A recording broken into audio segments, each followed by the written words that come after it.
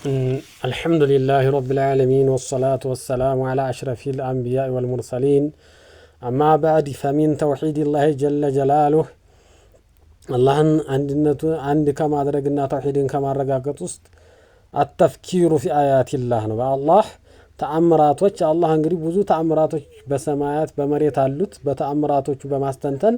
ያላህን አንድነት ማረጋገጥ ነው ማእሙሩን ቢህ በሱም ደግሞ የታዘዝንበት ነው ዱነ ተፍኪሪ في ذات الله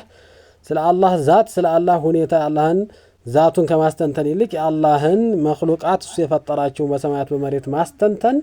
ከዒባዳ ውስጥ ነው ማለት ነው ዒባዳን ከማረጋገጥ ነው ያንን ደግሞ ስናስተነተን ክለኛ አላህን قدرة لكوننا قالن معناتنا وقد وردت عدة آيات ብዙ አንቀጾች በዚህ ላይ ወርደዋል في كتاب الله بالله قرآن ውስጥ الله سبحانه وتعالى من ብሏል በቁርአኑ إن في خلق السماوات والأرض ሰማያትና መሬትን በመፍጠር واختلاف الليل ለሊትንና ቀኑን በማላየት አንዳንድ ጊዜ ለሊቱ በቀን ውስጥ ይገባል ቀኑ ያንሳል አንዳንድ ጊዜ ደግሞ ቀኑ በለሊቱ ውስጥ ይገባል ለሊቱ ይረዝማል ቀኑ ያጥራል ለሊቱ ይረዝማል ወይ እንደገና ደግሞ ለሊቱ ረዝሞ ቀኑ ያጥራል ይሄ እንግዲህ አላህ ለሊትና ቀኑን በማላያቱ ሰማያትንና መሬትን ሰባት ሰማይና ሰባት መሬትን አንዷ ሰማይ ካንዷ መሬት በአንድ 60ኛ ጥፍ ትበልጣለች እንደዛ አርጎ አበላጡ መፍጠሩና ለአያቲን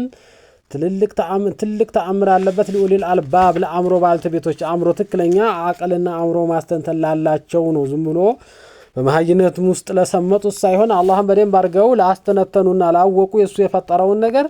በዚህ ውስጥ ትልቅ ማስተንተን አላቸው الذين እነዛ ትክክለኛ አምሮ ባልተቤት የሚባሉት እንዴት ያሉ ናቸው ከተባለ ደግሞ يذكرون الله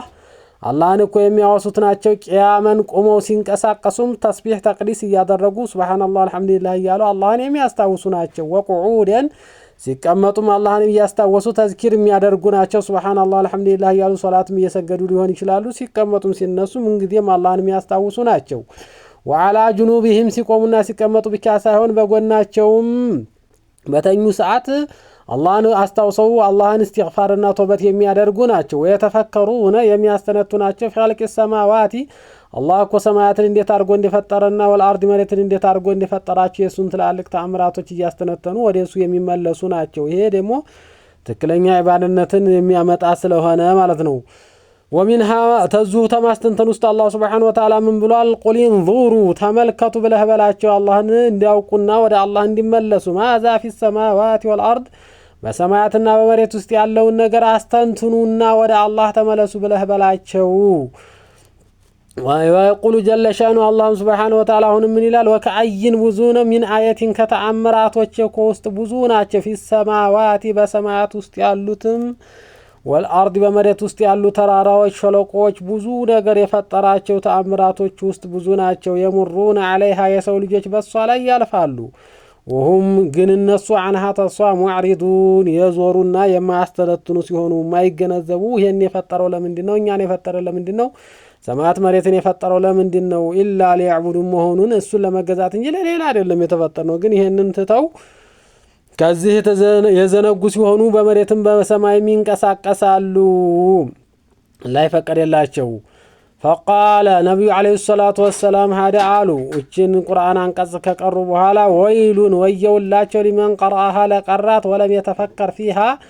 እሷን የማያስተነትን ولم ترد آية واحدة تأمر بالتفكر عندي ما تقوى التالفم يعززش بتوان نجي بالتفكر بما استنتل لي يعززش بيوان نجي آيات نهم علف يلبهن يعشن متالفعتوهن ما أنت يستنتنك بتوان نجي هن كادر ركرمو تكلنيا ودي عبادات متعله وليس في طاقة المخلوق إدراك حقيقة الخالق አላህን በማስተንተን ግን አላህን ምንነት ትክክለኛውን የሰው ልጅ አእምሮ የለውም ያንን አይደርስበትም እሳ አላህ የፈጠነውን ነገር በማስተንተን ነው ወደ አላህ ኢባዳ መመለስ ያለበት فتخلص أن التفكر في ذات الله غير مأمور به በአላህ ዛት ላይ ማስተንተን ወደ ሌላ ቅርንጫፍ እየገቡ ከአላህ ከመውጣት ከአላህ ትእዛዝ መውጣትና ወደ ጠማሞች መንገድ ከመግባት በስተቀር ሌላ አልታዘዘም لأن الشرع لا يأمر الإنسان ሸርዑ ሰውና አዘው ኢላ ቢማ የሰዑሁ እሱ አቅሙ በሚፈቅድለት ነው እሱ አቅም ደግሞ አላህ እንዲያስተነትን አላዘዘውም ምክንያት አቅሙ ስለማይችልና ወደ ጥመት የሚሄድ በሆኑም አላህ Subhanahu Wa Ta'ala ቀድሞውኑ በማወቁ እሱን ዛት እንድናስተነትን ሳይሆን እሱ የፈጠራቸውን ነገር እንድናስተነትን ነው። አላህ Subhanahu Wa Ta'ala لا يكلف الله نفسا ነፍስን እኮ አላህ አስገድዳትም ኢላ ውስአሃ የችሎታዋን ቢሆን እንጂ ብሎና ስለዚህ ተፈከሩ ማስተንተን አለበት في مخلوقات الله በአላህ በፈጠራቸው ፍጡራኖች ولا ተተፈከሩ في ماهية ذاته በአላህ ዛት ላይ ማስተንተን አይገባም ከመንገዱ ያስወጣናልና ብዙዎች እንገደል የከተታቸው ይሄ ነገር ስለሆነ ማለት ነው። واخر دعواي يعني الحمد لله رب العالمين وصلى الله وسلم على خير خلقنا محمد وعلى اله وصحبه اجمعين